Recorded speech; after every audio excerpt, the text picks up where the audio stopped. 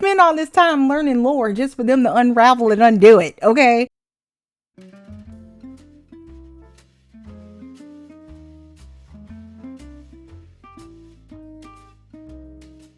Hey you guys, welcome to the channel. If you're new here, my name's Tony. If you're not new here, my name's Tony, and welcome back. In this video, we're going to be doing a part 2 to my unanswered questions in Fallout. At least I'm just pointing out contradictions in Fallout since Bethesda took over, but whatever. It's really some questions that exist within this game that I have to ask, and maybe you can help me out. So let's get into it. Let's talk about characters that are out of place, and we're going to start small with them, like Harold. It didn't make sense that Harold was in Fallout 3. We're talking about a ghoul with a leaf on his head, walking 2600 miles from California to the capital and surviving. And he's like not there with any other ghouls from California. At least give him, you know, expedition scouting team and put him in Underworld. I don't understand why he made it to Oasis or how he made it to the capital in the first place. Why would he even leave? The Wasteland looks brutal, and you want to stick with establishments that you already know. And Gecko is way better to me than Underworld, but whatever. Whatever. That was small. Now let's keep the trend of talking about characters that are in games that they don't belong. Dr. Lee is in Fallout 4. How did she make contact with the Institute? And when did she make contact with the Institute for them to be so readily accepting of her? Dr. Zimmer isn't even in Fallout 4. And that's the one character that I expected to see. Him, Armitage, and Harkness, but they're not there. They're still in the capital apparently. So with her even showing that she was annoyed by Dr. Zimmer, when did they have a discussion for her to teleport back to the Institute? And why were they so readily accepting of a wasteland scientist? Like, don't get me wrong, she's brilliant, but she's no Institute brilliant. You know what I mean? They have technology that's eons beyond what she's seen. They got fake humans walking around, and they accepted a novice readily. Like, are they hurting for scientists? I don't know. I'm not sure. It was unnecessary to bring her in there. It was just as unnecessary of them to come back with Liberty Prime, who's already rebuilt just 10 years later. Like, if we're talking about the wasteland, the resources are very scarce. How did they rebuild Liberty Prime in such a short time frame? I say short because 10 years right now, you'll be like, yeah, of course. But we're talking about post-apocalyptia, where stuff isn't being manufactured to rebuild him so readily. So I'm just pointing that out. Let's see. A creature that should not have existed in Fallout 3 was Centaurs. Centaurs are horrible abominations. They're a weird looking mutant. They're amalgamations of cats, dogs, and humans being fused together with the FEV. And it all comes from the sick and twisted mind of Richard Gray. If the master has no involvement with the mutants that exist in the capital, why is the products of his imagination in the capital? It was a very good idea for them to leave out Nightkin in Fallout 3, but they also should have left out Centaurs. I just felt like they kind of forgot the lore a little bit on that one, but maybe there is a perfectly logical reason why Centaurs are there.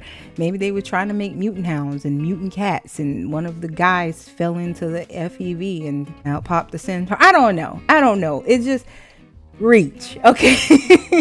Let's talk about Fallout 4 and Fallout Cash Grab. I mean, Fallout 76. I didn't play Fallout 76 that much, but with Fallout 4, when I first played it, fusion cores, that was the most annoying mechanic that they adopted in this game, and I don't understand why. Like, when I first played it and I went to Concord to help Preston and all them, I'm running back to Sanctuary and my suit stopped working. It's telling me to exit and it's walking slow, and I'm like, why would they do this? I go through fusion cores like a junkie goes through jet, and here they are. The demand is able to be met with the supply in post-apocalyptia somehow. If we're all running around in power armor and using fusion cores, where are they coming from? I don't think that they were such mass produced to the point where we would have multiple fusion cores to meet the supply and demand for the past 200 years. It just didn't make sense. It was a weird mechanic that they adopted. I mentioned Jet. Let's talk about it. Why did Bethesda feel the need to change the origins of Jet? Like, it was very unnecessary. It was an unnecessary throwback to pre-war to make Jet a pre-war drug when Myron clearly created it in Fallout 2. Like, we're in the same region in Fallout 2, and in Fallout 1 Jet wasn't even there. Myron in Fallout 2 invented Jet, and then he got mad because if you have a high enough intelligence skill, you can tell him about how to create an antidote. In subsequent games, Jet is there, but it wasn't until Fallout 4 Vault 95 they're like, yeah, it's a pre-war drug. Why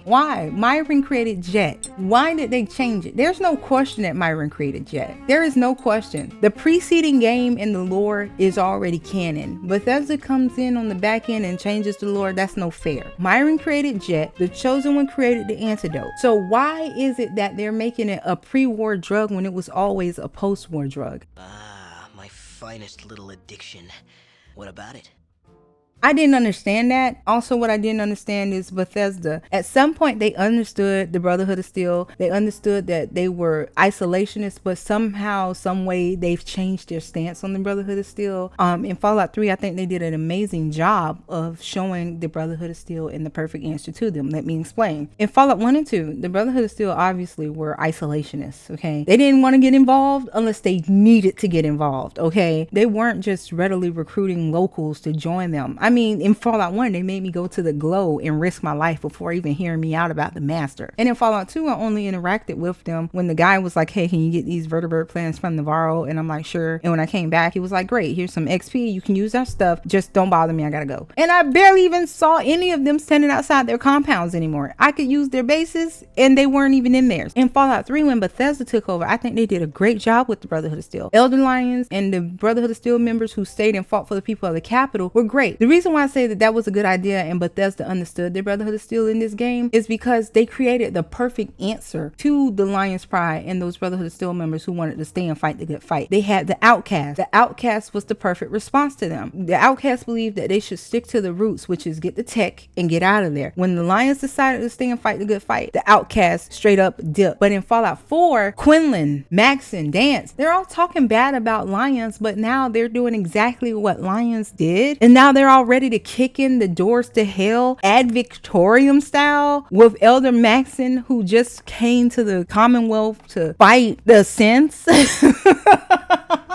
And they're super racist.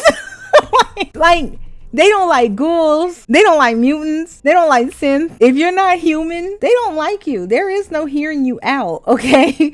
So I don't get what changed in Fallout 4. And the last thing that I wanted to ask is, why are super mutants in every single game? It makes absolutely zero sense, okay? 0 sense that the super mutants are in the Commonwealth. I don't care what explanation they try to give. I don't understand why they are there. And they're massive numbers. They're even in Far Harbor, which is Bar Harbor, Maine, a completely different state than where the Commonwealth is. But somehow they're not only in the Commonwealth in massive numbers, they're in Far Harbor. What?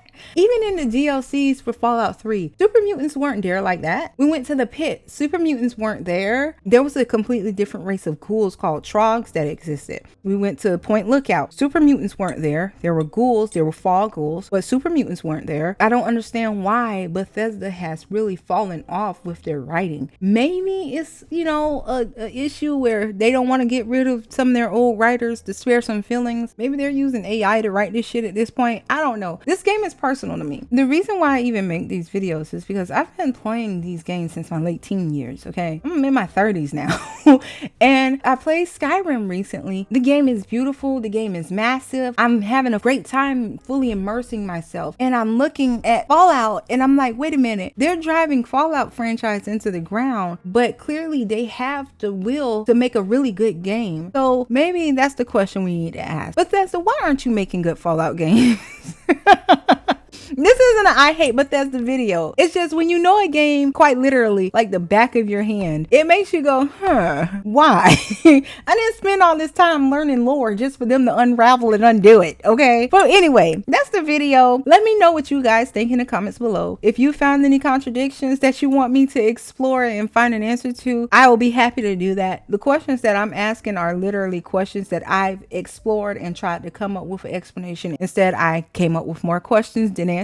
But I hope you guys enjoyed. Please remember to like the video if you like the video, subscribe and comment, and I'll see you in the next one. Bye. Death is a preferable alternative to communism.